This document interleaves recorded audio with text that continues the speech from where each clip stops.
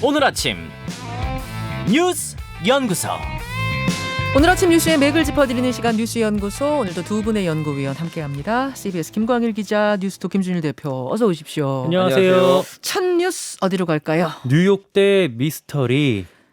국민의힘 윤석열 후보 배우자 김건희 씨의 학력 논란 주말 사이에 추가로 제기가 됐어요. 양당 후보들의 가족 문제가 계속 터지는데요. 먼저 김건희 씨가 다녀왔다는 이 해외 연수 얘기가 화제였습니다. 예. 어제 여야가 논평을 계속 쏟아내더라고요. 이게 시작은 민주당이었는데요.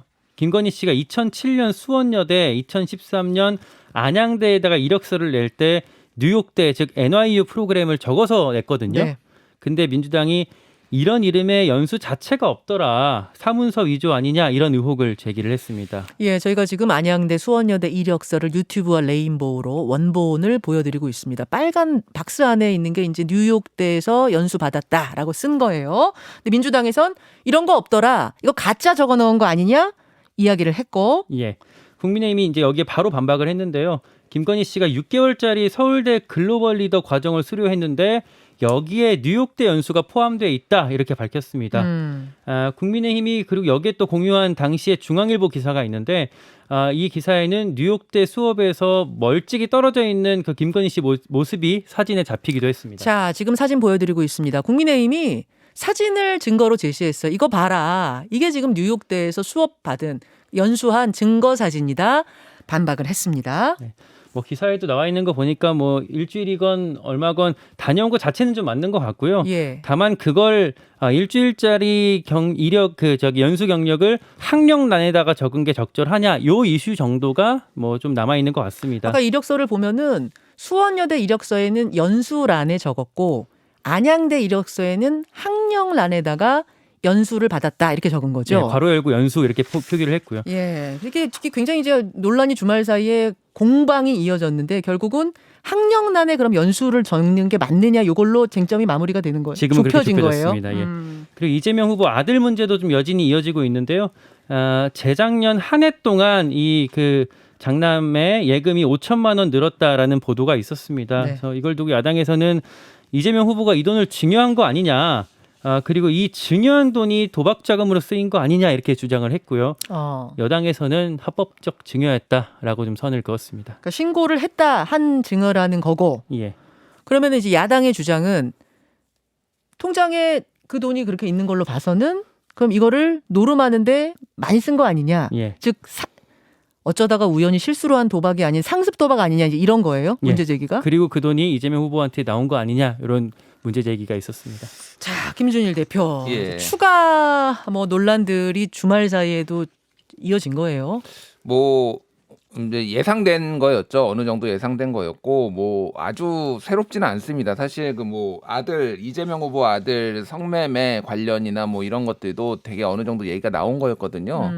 그래서 뭐 완전 새로운 건 아니고, 뉴욕대 같은 경우에는 이미 얘기가 살짝 나왔었다가 지금 다시 이제 제대로 민주당에서 검증을 하는 거고, 다만 이제 이게 앞으로 어떻게 영향을 줄 것이냐를 좀 생각을 해보면은, 네. 전체적으로 보면은 뭐 똥 묻은 게 뭐 겨 묻은 게 뭐 이런 상황이 돼버렸어요 지금. 누가 더 나쁘냐, 뭐 이런 식. 예, 그거는 지지자들이나 뭐 이제 유권자들이 판단을 하겠지만은, 그러다 보니까 예. 전체적으로 좀 지지율이 하락을 할 것이다. 특히 2030들이 좀 지지를 좀 철회하는 일들이, 좀 유보하는 일들이 벌어질 것이라고 보고. 지지 유보층이 늘어난다. 예. 근데 지금 논란이 되고 있는 거는 지금 소위 말하는 공작설 뭐 이런 것들이 지금 논란이 되고 있어요. 네. 예를 들면은 민주당의 김남국 의원이 열린공감 TV로 택시 기사 제보가 들어왔다라고 하는데, 그 택시 손님이 네. 전화 통화로 김건희 씨 사건을 덮기 위해 이재명 후보 아들 사건을 터트린다라는 말을 했다라는 거를 전원으로 해가지고 그거 공식적으로 얘기하는 걸 택시기사가 들었다라고. 예. 택시기사가 제보를 했다. 열린공감 TV에 제보를 했다. 그거를 근거로 이제 공작설을 얘기를 한 거예요. 그리고 뭐 앞에는 그 전에 이수정 선대위원장 나왔지만 여기에서도 뭐 유한기 씨 사망을 덮기 위해 김건희 씨 건을 터트린 거 아니냐. 또 예. 그분은 또 그런 또 뭐 기획설 내지는 제기했었죠. 뭐 그러니까 뭐 이수정 위원장 같은 경우에는 조금 일상적인 얘기입니다. 사실은 그러니까 뭐 일상적으로 나오는 뭐 약간의 음모론이라면은 그 김남국 의원 같은 경우에는 되게 근거까지 본인이 가져온 거잖아요. 어쨌든 그거를 구체적으로 제보. 근데 이제 이거를 믿을 수 있느냐. 열린공감 TV 뭐 여권 지지자 민주당 열성 지지자들한테는 신뢰도가 있지만은 뭐 중도 진영이나 이런 데에서는 뭐 가로세로 연구소나 열린공감 TV나 조동현 씨, 뭐 김건희 씨, 줄리 의혹 뭐 이런 사생활 캐고 신뢰도가 떨어진다라고 보고 있고 특히 이런 거는 진짜로 거의 검증이 안 됐다고 봐야 되는 거거든요. 그냥 택시기사 전화 한 통인데 이거를 국회의원이 그렇게 얘기를 하는 게 맞느냐? 그러니까 제가 말씀드리려는 건 뭐냐면은 오히려 이런 대응으로 인해서 더 점수를 더 깎아먹는다. 후보들 문제보다도. 그래서 지금 민주당에서는 그 기획설 그거 뭐 제기하지 말아라라고 당 차원에서 단속이 내려졌다면서요. 네, 선대위에 있는 박광원 공보단장이 의원들한테 이제 문자를 보낸 건데요. 네. 이런 식으로 하는 그 의원님들 감사하긴 하지만 이게 지금 선거에 부정적 영향을 미치니까 뭐 더 하지 말자 뭐 이런 식으로 메시지를 보냈고요.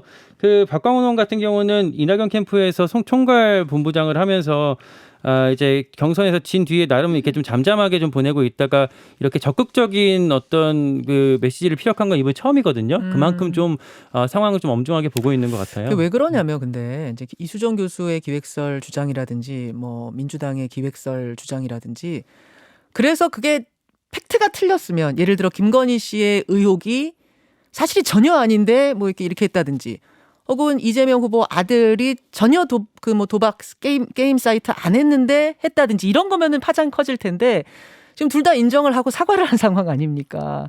그렇기 때문에 기획설 주장이라는 게 좀 크게 힘을 얻는 분위기는 아닌 것 같아요. 그리고 양쪽에 그 후보 본인이 이렇게 그 언론에 나와서 사과하고 있는 상황에서 이런 기획서를 내보니까 이게 좀 핀트가 안 맞는 상황이 좀 있어서 양쪽 다 이런 어떤 메시지 관리를 좀 정교하게 해야 될 것 같습니다. 당에서는 자제를 시키는 분위기인 것 같고. 예. 알겠습니다. 이 이야기는 오늘 뉴스닥 준비가 되어 있습니다. 거기서 더 이어가 보기로 하고 두 번째로 가죠. 오미크론 돌파 감염. 그러니까 3차 접종을 했는데도 오미크론에 걸린 사례가 우리나라에서 나왔어요. 네, 이게 국내에서는 처음 확인된 거거든요. 예. 그 돌파 감염이라고 하죠. 근데 전체 오미크론 감염자 178명 중에서는 지금 4명입니다. 그러니까 요 얘기를 듣고 어차피 이렇게 돌파 감염이 있으면 부스터샷 안 맞아도 되는 거야 이제 하시는 분들도 계실 텐데 또 꼭 그렇게 볼 수는 없는 게 영국 정부에 따르면 부스터샷이 오미크론 예방에 70% 이상 효과가 있다고 합니다. 네. 그리고 부스터샷이 확실히 중증 진행 가능성은 낮춘다고 전문가들이 입을 또 모으고 있습니다. 그렇죠. 그러니까 이게 자칫하면은 메시지가 잘못 전달이 될 수도 있는데 원래 독감 백신이든 모든 백신이 100% 방어가 가능한 건 아니에요. 세상에 어떤 백신도. 그런 차원에서 3차를 맞았어도 오미크론 돌파 감염되는 건 4명이 나왔다는 건 이거는 어떻게 보면은 뭐 당연한 일일 수도 있어요. 그래서 3차 안 맞겠다 이런 식으로 가는 건 좀 곤란할 것 같습니다. 그러니까 그 돌파 감염 얘기가 어제 뉴스 헤드라인에도 많이 보도가 돼갖고 이런 오해가 좀 나올 것 같은데 좀 그래서 굳이 좀 말씀을 드렸습니다. 그리고 위중증 환자가 어제 그제 이틀 연속 1000명대를 기록했고요. 중환자 병상이 차면서 일반 환자 진료도 지금 한계에 다다랐습니다. 그리고 한편 일선 학교는 이제 그동안 전면 등교였는데 오늘부터 온라인을 좀 병행하기로 하고요. 네. 자영업자 소상공인들은 방역 조치에 반발해서 모레 대규모 시위를 예고하고 나섰습니다. 네. 다른 나라의 경우를 좀 볼게요. 다른 나라. 이미 위드 코로나를 우리보다 먼저 시행했던 나라 중에 영국도 그렇고 네덜란드도 그렇고 강한 봉쇄를 다시 시작했네요. 예, 뭐 전 세계가 난리다라고 할 수가 있는데 오미크론 영향을 받은 곳이든 받지 않은 곳이든 난리다라고 보면 돼요. 미국 같은 경우에는 아직 오미크론을 본격적으로 영향 안 받았거든요. 근데 지금 뉴욕시를 포함한 그 뉴욕주에서 하루 확진자 2만 1,000명 나왔고요. 그리고 미국 전체 하루에 12만 4,000명 나왔는데 이게 2주 전보다 31% 증가했습니다. 예. 이거는 이제 겨울 영향을 많이 받았다라고 보면 될 것 같아요. 그래서 바이든 대통령이 내일 지금 기자회견을 열고 이거 관련해서 지금 특별 대책을 얘기하겠다라는 하는 상태고 지금 영국 같은 경우에는 뭐 중대 사건 선포를 한다. 그래서 이달 말에 하루 200만 명 감염이 가능하다. 60만에서 200만 명까지라고 했는데 이거는 조금 이제 과장 섞인 수치다라고 볼 수 있을 것 같아요. 왜냐하면은 지금까지 역대 하루 최다 확진자가 인도에서 나온 40만 명이었거든요. 근데 인구가 13억 명인데 중국은 그러니까 영국은 6,700만 명이니까 20배 차이 나요. 그러니까 뭐 이 정도까지 가겠냐라는 건데 어쨌든 최악이 되면은 이렇게 갈 수도 있다. 아니, 영국의 인구가 6천만 명인데 하루 확진자가 200만 명이 될 수도 있다는 경고가 자체로 나왔다고요? 근데 어쨌든 공식적으로 나온 거니까 이거는 뭐 없는 얘기를 지어낸 건 아닌데 진짜 최악을 가정을 하면은 그런 거고 뭐 네덜란드 같은 경우에는 코로나 5차 대유행을 선포를 하고 전국적인 봉쇄에 들어갔습니다.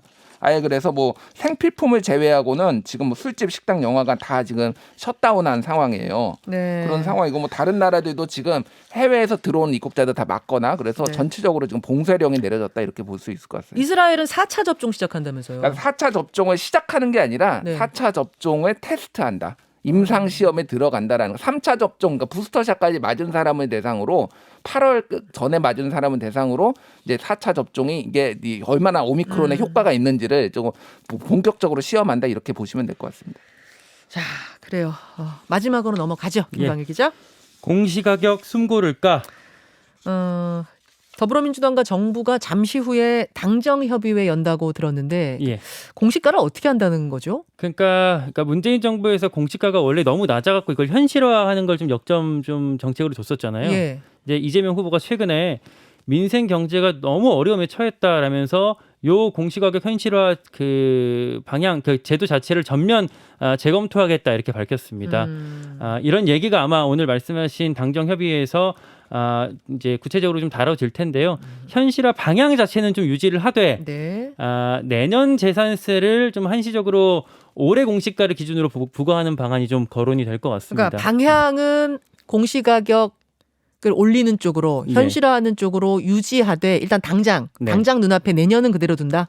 이렇게 될 가능성이 크다. 너무 많이 오를 것 같으니까 내년은 좀 그 적게 가자. 그리고 여기에 맞춰서 공시가격 현실화율 목표를 1년 정도 좀 늦추는 방안까지 같이 검토를 하고 있다고 합니다. 네, 양도세도 그렇고 이 공시가격도 그렇고 그러니까 이번 정부에서 되게 역점을 둬가지고 했던 것들인데 다시 되돌리는 분위기로 가는 건가요? 그러니까 뭐 공시가격 같은 경우에는 그동안 너무 이를테면은 집값이 예를 들면은 뭐 20억짜리 집인데 이게 뭐 12억, 11억 뭐 이렇게밖에 안 잡히니까 세금을 제대로 내고 있는 거냐가 문재인 정부 이전부터 얘기가 있었죠. 그래서 그거를 공시가격이 이제 현실화율이 60%대다. 그러니까 이거를 90%대까지 올리겠다라는 게 이제 정부의 방침이었어요. 그때 이게 논란이 굉장히 많았는데 정부와 민주당이 굉장히 강력하게 이것은 현실화해야 된다라고 주장해서 저도 인터뷰를 여러 번 했던 기억이 나는데. 근데 이제 이게 집값이 너무 많이 오르다 보니까 이거에 대한 부담. 왜냐하면 공시가격이 오르면 기본적으로 여기 예를 들면 국민건강보험, 뭐 지역가입자 같은 경우에는 이런 부동산 공시가격을 기준으로 내잖아요. 그러면 다른 세금들의 기준이 되죠. 보유세뿐만이 아니라 다른 세금들을 상당히 이제 높게 되니까 이게 그래서 내년 같은 경우에는 지금 내년 3월에는 그 아파트 공시가격이 71.5% 정도 된다라는데 이게 주택 가격 상승분까지 하면은 공시가격 상승분 한 20% 정도까지 역대급으로 뛸 거다 이런 얘기가 나와요. 그러니까 이게 너무 부담이 되고 선거에도 안 좋다. 그러니까 최소한 올해 수준으로 유지는 하고 이재명 후보는 좀 더 세게 얘기를 해서 공시가격을 더 낮춰야 된다. 지금. 근데 이거를 민주당은 그럼 지난해에는 몰랐던 거예요? 이게 지난해 주장 아니었습니까? 그러니까 뭐 지난해 주장이기는 한데 글쎄요. 그러니까 근데 공시가격을 또 세금을 낮추더라도 공시가격은 정상화하는 게 맞다라고 또 하시는 분들도 있어요. 학자들 중에서. 자, 그럼 민주당 안에서도 지금 의견이 좀 분분해요. 이재명 후보는 낮춰야 한다는 쪽이지만 지난해 공시가격 현실화를 강하게 주장했던 그 의원들은 여전히 올려야 된다는 쪽이고 좀 엇갈려요. 아직 뭐 그때 구체적인 공식적인 목소리를 공개 발언으로 내진 않고 있는데 이제 민주당에서 그렇게 이제 추진을 해왔지만 이재명 후보 얘기는 그런 민주당의 그런 정책이 좀 방향 전환이 필요하다 뭐 이런 얘기를 던진 것 같고요. 그러니까 지난주에 이제 양도세 완화에 이어서 지금 여기 또 이런 카드들이 나오는 게 어떤 이재명 후보의 공약, 그러니까 공약이라기보다는 이제 당장에 이제 정부가 지금 정부에서 하는 건 이게 정책 메시지 같은 건데 이런 거를 아마 어떤 하나의 흐름으로 계속 앞으로 계속될 것 같아요. 요거를 여러 가지 부동산 관련한 카드들을 한 번에 내면 이제 뉴스가 안 되니까 요걸 어떤 어떤 특정 이슈가 나왔을 때 거기에 맞춰서 좀 살라미로 계속 낼 거라고 하더라고요. 말씀하신 것처럼 이제 당내 반발이랑 또 당정 간의 갈등이 또 변수로 될 것 같습니다. 여기까지 뉴스연구소 두 분 수고하셨습니다. 고맙습니다. 김현정의 뉴스쇼는 청취자 여러분의 참여로 이루어집니다. 트위터, 페이스북, 레인보우 게시판, 그리고 단문 50원, 장문 100원의 유료 문자 샵 1212, 우물정 1212 통해 참여하실 수 있습니다. 김현정의 뉴스쇼, 여러분과 함께 만듭니다.